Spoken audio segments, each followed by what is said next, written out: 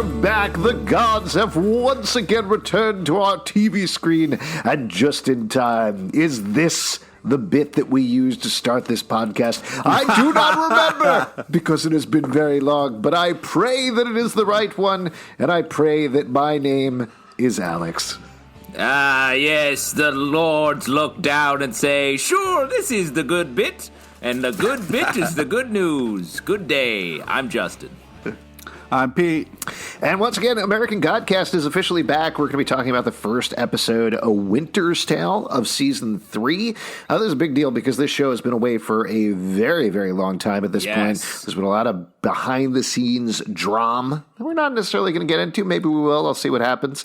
We don't carefully script these podcasts. What kind of tease was that? Well, I'm just saying, we don't script these things. So we go wherever the muse takes us, much like the gods. Oh, wow. That's true, exactly. And obviously, not much has changed in these characters' lives because we pick right back up with the action. Not much has changed in our lives since last week did this podcast. We're pretty much the same, I think.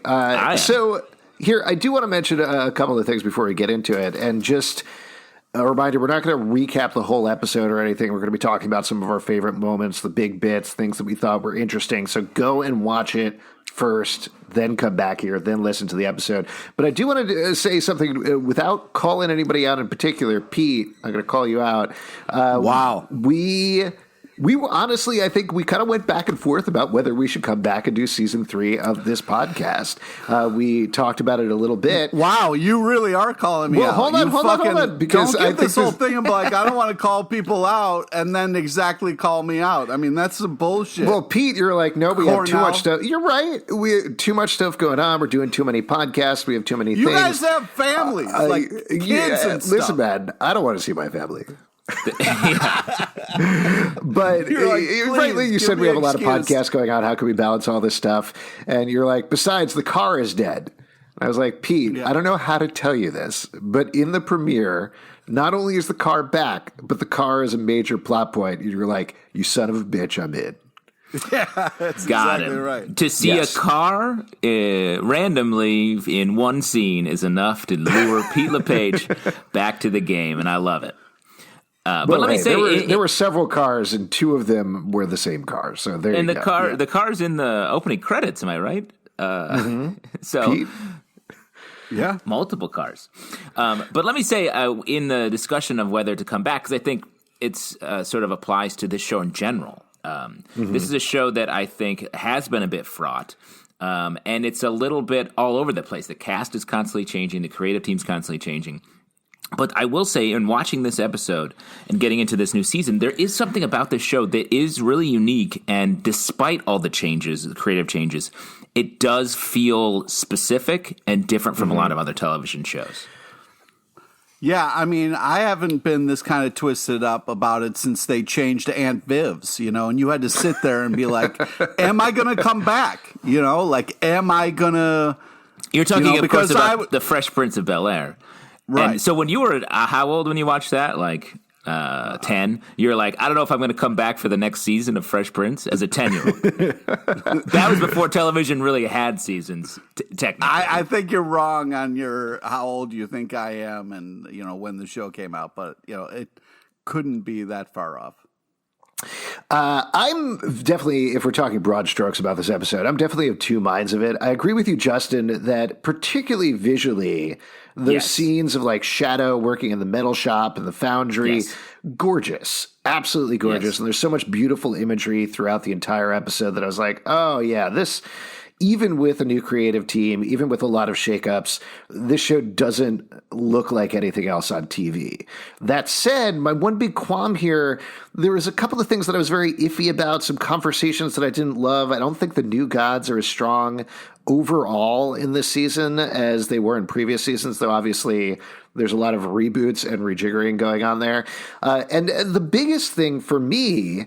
Going into this season, you've read the book, Justin. Pete, yes. You have not read the book. yet? Have not. Okay, just making sure nothing changed since the last time.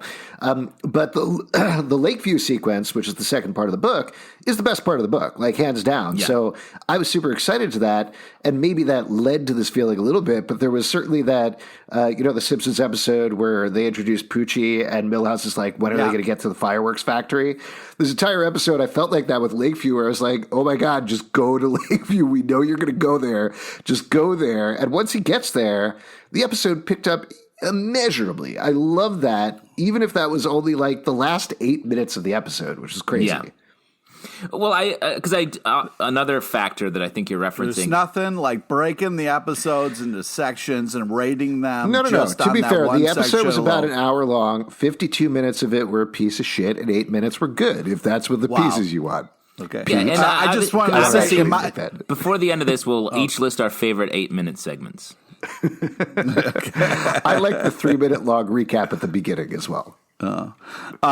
I would, in my defense, I would like to note if I would have asked if Mike was going to come back with fake hair that was crazy distracting the whole time, I might have reconsidered, because I don't know if I can take a whole Mike season. Ansel? Yeah. The Shadow. fake name Shadow Moon is using in the episode? Exactly, yes. I'm talking about Shadow Moon's hair that looks fake and is very distracting and hard to take it seriously. I think that's his real hair, Pete. Well, they're making it look ridiculous in a way that we know him as bald, and now it's like on there, but it's like sometimes not. Wow, you're a believer in, like, once you go bald, you don't go back. Like, I understand that, like, okay, he's got to look different because he's wanted and stuff, and I'm okay with it, but I didn't think I would be as distracted by it as I thought I was, and it's a little bit much, but I'll be okay. Just to recap for everybody who's lost the plot 8 minutes into this podcast, 8 minutes. But huge problem is me mentioning that I liked the bit in Lakeview the best. Actual problem is Ricky Whittle's hair, which is probably real, looking kind of fake to you, is a huge problem that's wrecking the whole series. I didn't know it was going to be an issue until I started watching it, and I was like, why is this bothering me? You had the same problem with different. Aang on Avatar, right? Yeah, no, that's what I'm like, what is the thing about getting to know somebody with a bald head and being like, okay, cool, this is who you are, but then when they have hair, I can't trust them. But like, if you get to know someone when they have hair and they go bald, do you hate them too? No. Interesting. What about when babies? What about when babies who are often born without hair grow hair? Are you like, fuck this baby? That's exactly, yeah. If you're ever looking for Pete, just go to a hospital. He'll be in the nursery. Just really ripping into some babes. Teeing off. Yeah, he's just heckling the children as they're... Yeah, but I think we all know when, you're having a bad day. You go down the hospital, you yell at some babies between, on the other side of the glass so nobody gets hurt. And then you feel better, Let's give a very brief bit of recap about what happens in this episode. As we've hinted here, Shadow Moon is hiding out. He's staying away from Mr. Wednesday, who he now knows is his dad, trying to have just a normal, regular old life. Unfortunately, that's not going to work out for him. Mr. Wednesday tracks him down, ropes him back into some god shenanigans. Mr. Wednesday is definitely on the offensive at this point against the new gods, who definitely seem to be on the defensive to the point that Mr. World becomes Ms. World, and is trying to run a social media campaign against him. It's not quite working this episode, at least. Sends Technical Boy out to recruit Bilquis and find out what side she is on, so we check in with her a little bit. Meanwhile, Mr. Wednesday and Shadow Moon blip out to some sort of dream world where they try to recruit somebody else for the fight. Doesn't quite work as of yet because they hate Mr. Wednesday. But by the end of the episode, we've met Mr. Wednesday's younger fiance, and Shadow Moon has been tricked into heading to Lakeview, a very cold place in Minnesota, I believe, where he has an apartment there. Unfortunately, by the episode's end, he is locked out of the apartment, a gun in the back of his head, and that's where we leave him. The other part of the episode that we should probably mention, just as maybe we can start here because I know Pete loves this shit. Dead Wife is down in New Orleans trying to bring the Leprechaun back to life. She is working with Baron Samdi's girlfriend. She comes up with, I think, arguably a very bad plan where not she a takes great the plan. magic and coin. it's not a great plan, and also she blows it. Yeah. She takes the coin out of her stomach, cuts herself open, hands it to him, dies so that she can't actually place it in his hand and bring it back to life. So he's dead. The coin's gone. She crumbles into dust. The end of both of their storylines, I guess. I mean, honestly, that scene, I was like, geez, how do you come back from dust? Yeah. I was so happy. I feel really bad for the leprechaun. But I thought that was a great time ending. you look at a box of Lucky Charms, right, Pete? Exactly. And the horror movie Leprechaun, you're like, God, I feel bad for that poor bastard leprechaun. That's why you never liked Friends. You were always anti-Jennifer Aniston. Yeah, it was hard to watch. Anyways, hey, Pete, one last thing. Pete, did you hear that Hugh Jackman's going to play the Leprechaun in the Leprechaun reboot? You feel he's too tall! He's too tall! I'm the best there is at what I do. What I do is eating Lucky Charms. Quick, follow me to the end of this fucking rainbow, bub. Well, on the scene, like, I really liked the Mad Sweeney-Laura relationship last season. I thought it was probably the most successful of the, at least relationships in the show, where it felt complicated. It felt like it was just progressing sort of organically. So this scene was sort of a bummer across the board. And it also sort of, maybe this season is all about like, we're just not doing this. And even in the way Wednesday talks this episode, he's like, so here's the important stuff from the previous 2 seasons. You're my son, and we're in a big fight. That's it. Do you think, though, because I feel like all that really needs to happen is somebody needs to check up on either one of them, see his hand open, see the gold coin, and just put the gold coin in his hand. Yeah. Like one of the crows could do that, you know? Sure, but I don't think they want to bring him back because Mad Sweeney wants to kill Odin. So sure, I don't know if it's going to be the birds. That's all I'm saying. Yeah, right. But I'm just saying, like, it would be great if her storyline was over, but then if we still got some more Leprechaun, I'd be cool with that. Man, I'm with Justin on this one. This was a huge bummer to me. It did feel like clearing the deck. I'm sure they'll loop back to it at some point during the season because there's no way you just finish like that. That doesn't make any logical plot sense. Yeah. But I wish they'd been even bolder in a certain way. You know, just like I'm saying, and I know I'm harping on this, just start with Shadow Moon in Lakeside, have none of the regular cast members, and just go for it. I know that's not how you do a television show. I know that's not budget-wise. What about all the fun bus canceling back and forth? Canceled. Sure, that's all fine, but that part to me felt fresher and more interesting and more full of mystery than the rest of the episode did, which felt like, okay, I've seen this before on a show called American Gods. Wow. I love the old school map with the model kind of working its way.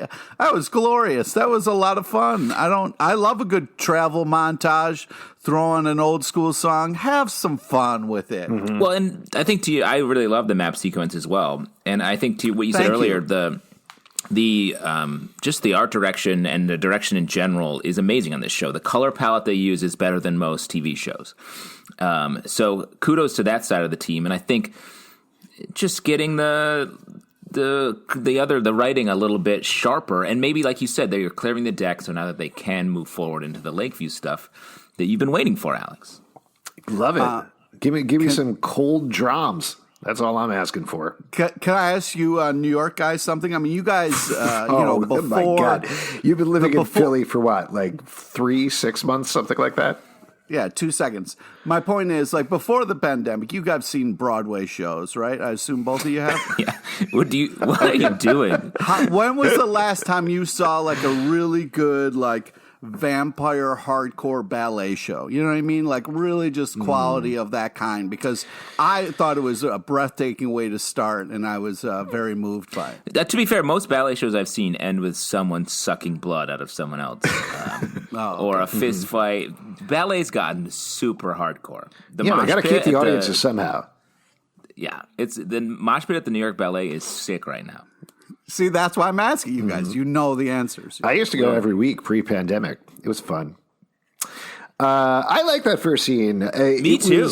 And one of the things that I in particular liked about it is now that the lid is off on this secret that we've been bouncing around for a while with Mr. Wednesday is out, just the whole performance feels lighter and more fun. It feels freed by that. And even going forward to the episode, when we see him interacting with Shadow Moon, it is the same sort of, I know something you don't know performance, but it's just, there's a little more delight there going on, a little less coyness. I agree. And how did you feel? I believe Marilyn Manson was... Yeah, that was Marilyn Manson. That was pretty cool. Yeah, good for him. Looking a little dusty. Hey, good for him, though. This is going to be a big role for him, and I'm very excited. Sweet dreams are made of this. What else? What should we talk about? Should we talk about Bilquis a little bit? That's another little blip in the middle there, as well as I guess all the things going with New Gods. What do you think about Miss World? First of all, that switchover.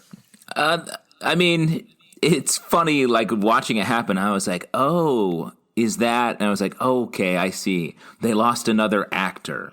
Like it's unfortunately the meta-ness of it is a little bit of a pullout. I like the transition. I like the technical boys like, oh, got rid of the white guy, topical or something. He makes a reference to it, which I thought was a funny way to do it. I like this sort of room with the puppets that she animates and disanimates when she needs to. Like, I like sort of that stuff. But it does feel a little bit like Tempest in the Teacup. Why is she so mad? Like, they feel wildly frustrated when it feels like their plan is just kicking off. There is something... go ahead, Pete. I was going to say, how'd you feel about the Negan with the bat situation? I thought that was a lot of fun. That was cool. It doesn't feel as visually dynamic in the New God scene, at least in this episode to me, as it usually is. And I think part of that, this is through no fault of anybody's, Crispin Glover is impossible to replicate. You can't. Yeah. That level of natural, weird menace that he brings to every scene, even when he's just sitting and having dialogue, you just can't do that with anybody else. So these scenes to me felt a little defanged. There was something about them that was a little more set up. Maybe there was not as much movement to the camera with them, not as much visual dynamism. I don't know what word I'm trying to say. That's right. And it was a bit of a bummer, honestly. And I think it carried through into the Bilquis stuff a little bit when Technical Boy came in, but then ultimately they had that shot where she's talking about war as the flip side of love. And that's where it started to pick up for me a bit in the storyline. Yeah, and I like Bilquis is much more in a much greater position this season, a power position, when in the seasons past it felt like she's just trying to find a place in this. So I definitely like that. Another thing about the visuals, I think the aspect ratio switches a bunch in this throughout the episode, going from a normal TV to like a super cinematic like bar across the middle. Wow. And when Technical Boy is fighting, there's the blood splatter. Like that sprays out. It sprays outside of the frame. Like those little things are so. You don't see that. I just thought that was great. Yeah, that's the sort of thing you don't see outside of like My Bloody Valentine 3D. You guys remember that movie, right? Oh, sorry, sure, Did a tween just take the mic out of Alex Zalben's hand? Tell us, tween. What have you seen, tween? Tell us about your world, tween. What's up, everybody? This is Alex Albert with the tween scene. Here's what I've seen on the tweens. Nope. Oh, my God. Don't say it like that. Go ahead. Yeah, I mean, I'm glad that Justin, you're bringing your technical, kind of like history since you've been a line producer for so many years in television. Not accurate. So you what a line producer would know about. You pick up on these things, and I'm glad that you're able to shed some expertise on that. But yeah, it was cool just for a moment to kind of have the splatter cam shot. So I'm enjoying. It does seem like we're still getting a lot of details and focus on the artistry of what's being shown on the screen. So I definitely appreciate that. Pete, I have to admire your restraint here. Even though we started off the podcast with this, we're about 20-ish minutes in at this point, and you have not yet talked about the cars. So given that we're moving over to Shadow Moon's storyline where it's such a big deal, go ahead. Hit us up. What was your take? First off, I was very excited about Whiskey Jack. If we don't ever get a chance to talk about that, that was a really cool moment. All right, Whiskey Jack? What was that? The Native American guy that was okay, that was played his name, right. That actor's been in a ton of stuff and is super amazing. So we are losing a lot of talent, but when you get stuff like that, it's a pretty cool cameo.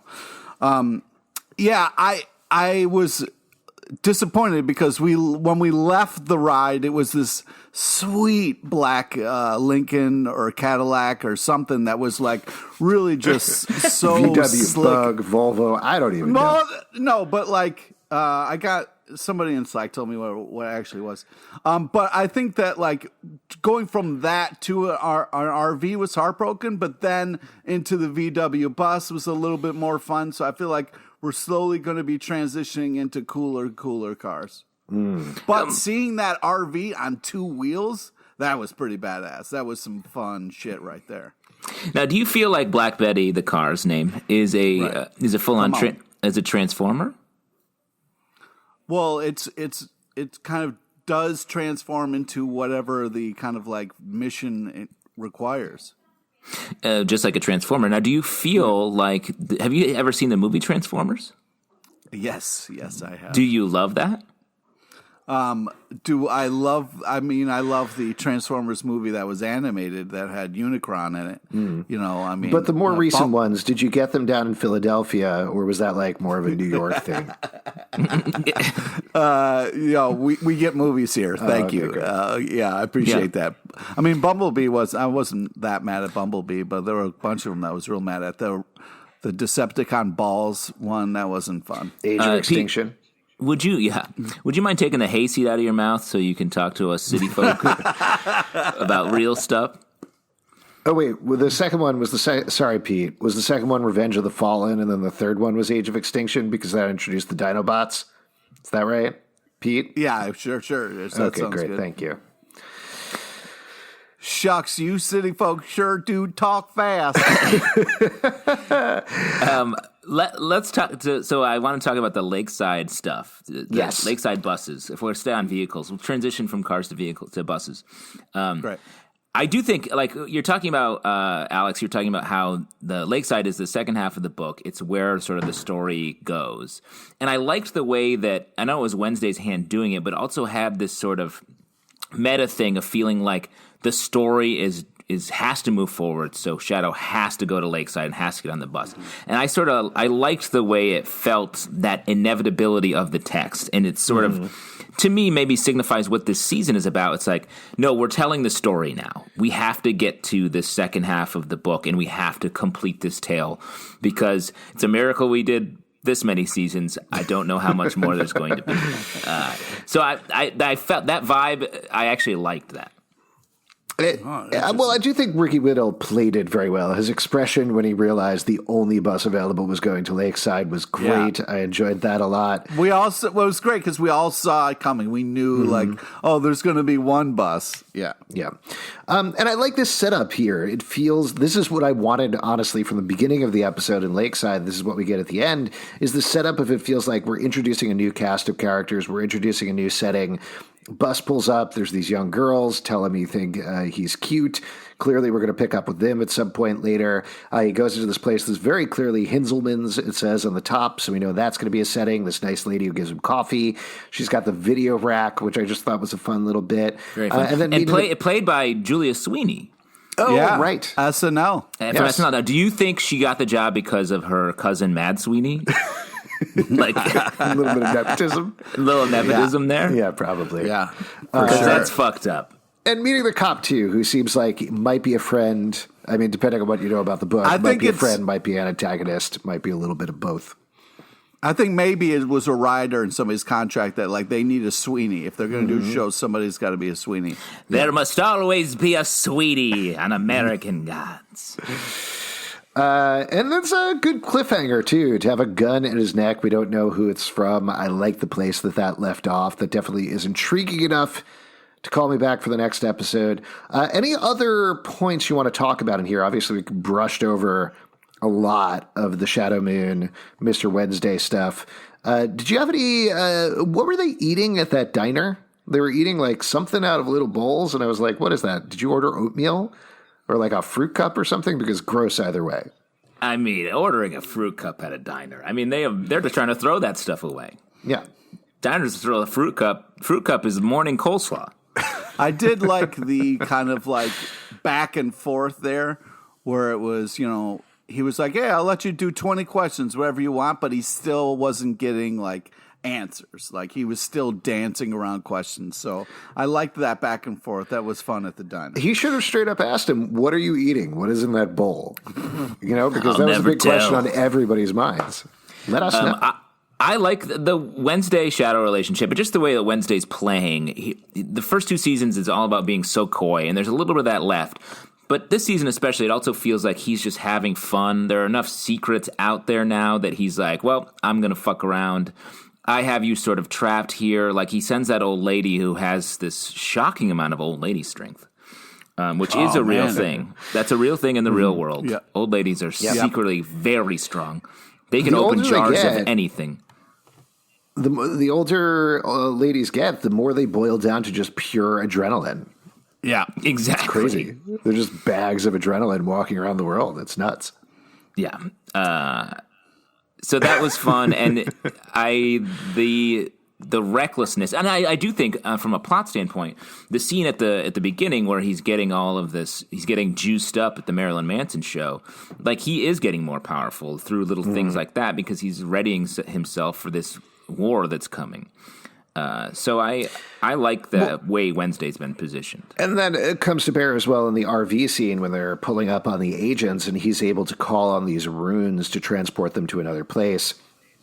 I do like the fact, like I was saying earlier, that they pulled back the lid on this magic. They're not pretending anymore of like, are gods real? Are they not real? You could do that in the book, but on the TV show, after 16 episodes, I guess, or whatever it's been, that's more than enough time to be like, come on, let's just move forward. Let's get past this thing.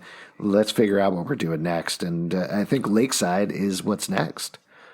As someone who didn't know like Lakeside was a big deal, it was like a nice little nod for people who know where Wednesday was like, listen, I need to get you to fucking Lakeside. All right, it's all paid up. Don't be a douche. Come on.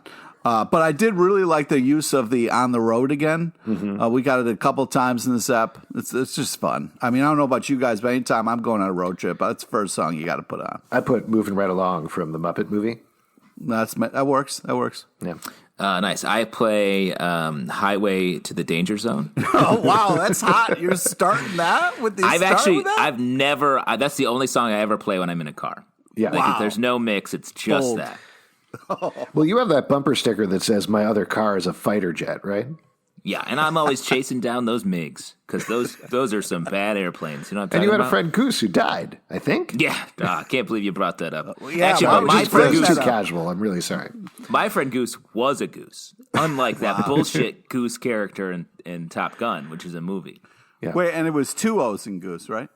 Yeah, Wait, what? As opposed to Ghost? great flavor of beer. I do, and thank you guys for watching that. Man, I love going into a beer shop and say, "What flavors you got today, buddy?" 31 flavors of beer. That's what a bar is. And thank you guys for watching that tape I sent of me and that goose in jean shorts playing volleyball. I appreciate the fact that Goose was also topless. Before we start to wrap up here, It's hard. You know what's hard? Getting a pair of jean shorts on a bunch of goose feet. Because that little fucker kicked. Sure would be easier. They can't really get that out of the way with their wings or anything like that. Well, once you get them on, it's great. It's easy to keep them on. It's just getting them on. You know, I just couldn't like agree regular jean shorts on a human. It's hard to get them on sometimes. But once they're on, they're on. You know, They're on for life. I think that's probably a good point to. no, I have one more point. Yes, go ahead. So they encounter Whiskey Jack is what Yes. his name is, the Native American god. I thought that this is interesting. I hope we get to see more of this because obviously Wednesday and that crew, they're dealing with these new gods. They hate them. They think the new gods are bad. They're storming on their territory.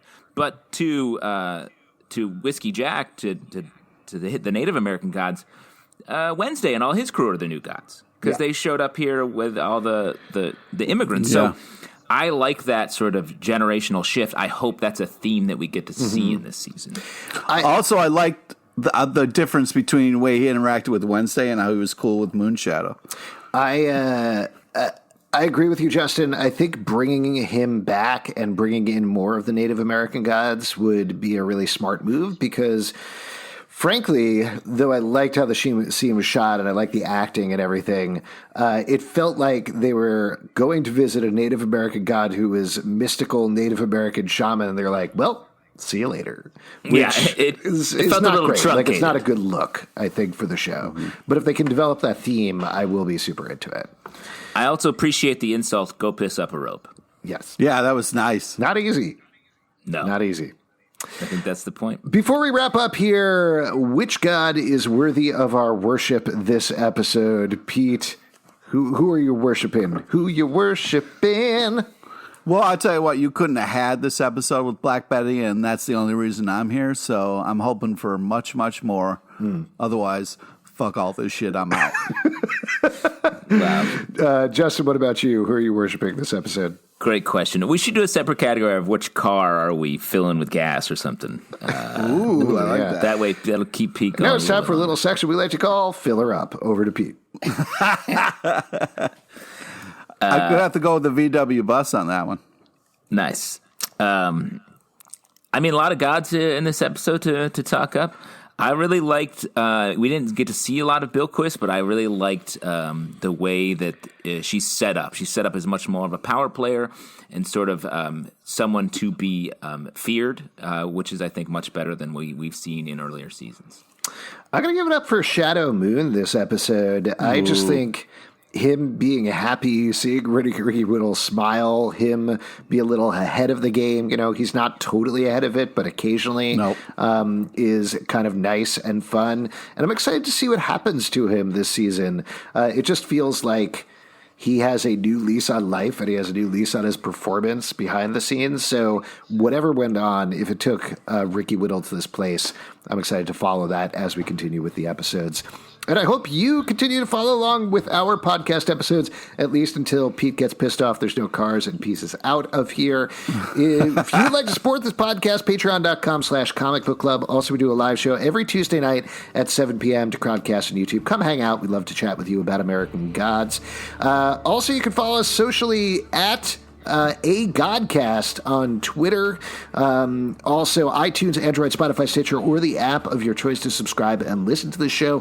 ComicBookClubLive.com for this podcast and many more. Until next time, keep worshiping, folks. Wow. I'll work on it. I'll keep working on it. That's what all religions say.